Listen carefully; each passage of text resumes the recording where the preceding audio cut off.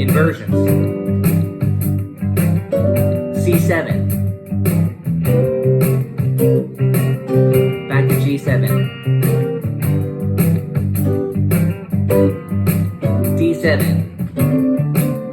C7. G7. And D7. G7.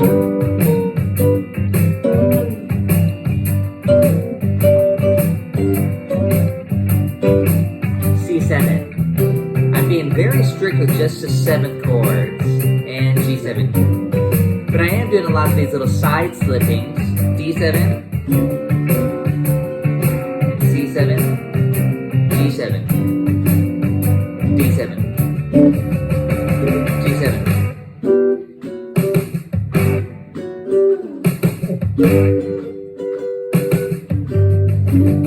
C7.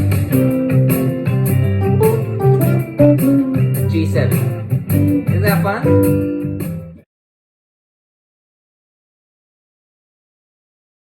And then bump, beep, bump. This is fancy. I'm going 1 beat each.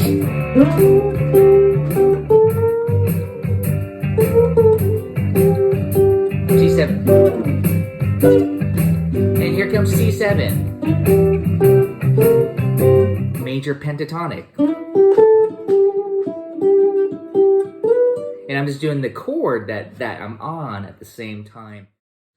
The 1 chord, again, I'm talking numbers. 1 for 4 bars, the 4 chord for 2 bars, back to the 1, and then the 5, 4, 1, 5. This is like the old school popular blues. Not jazzy. It's not jazzy. The only thing that's jazzy about it is I'm working my 7th chord inversions, and I'm doing this.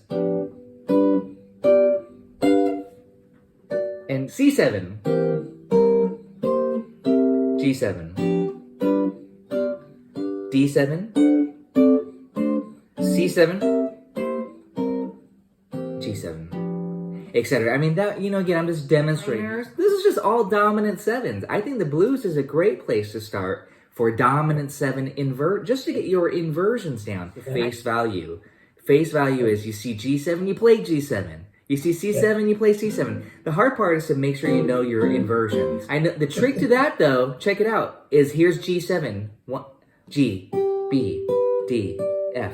You gotta know your arpeggio, and I'm just using the first string as my guide. 1, 3, 5, flat 7. The exercise a lot of people overlook when doing this. I'm gonna show you, I'm gonna demonstrate one more time, then I'll, check it out. I'm just gonna do the 1 finger thing. So, 1, 3, 5, flat 7, 1, flat 7, 5, C7, flat 7, root, 3rd, back to G7, flat 7, 5, 3rd, root, D7, 3rd, 5th, C7, flat 7, and back to G, D7, and G. Just do this quite a bit. 1 finger. C7. But I already have it all mapped out, and that helps me quite a bit. This is a good place to start. That shape, the root on top. Watch, the root, G, C, D.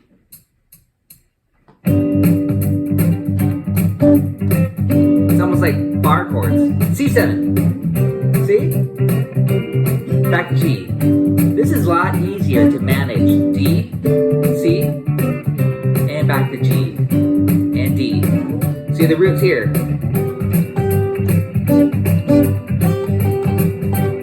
What I would do next with this particular method of practicing, I would say, okay, now I gotta work on this shape, the 3rd. And then guess what? That's the B for the G7, but for the C7, it's up here, it's on E. And then for the D7, it's up here on F sharp. Of course we could go down. D7, C7, and G7. Now I gotta do the next shape, the 5th on top. This. Okay, quickly, what's the 5th of C? G. See, I went down to G. And then back to G. D. So if I say C, you say G. I'm saying what is the 5th of the chord? Okay, now it's time to do the flat 7. I say G, you say F. I say C, you say B flat. I say D, you say C. You go down a whole step. from the root to get to flat 7. That's the quickest way. But again, I think that is very important and overlooked. You do have to use some theory if you really want to master this, you know, that just by spelling your chord. So again, I'm looking at the chart here. It's a G blues. It says G7. Instantly, I'm thinking G, B, D, F.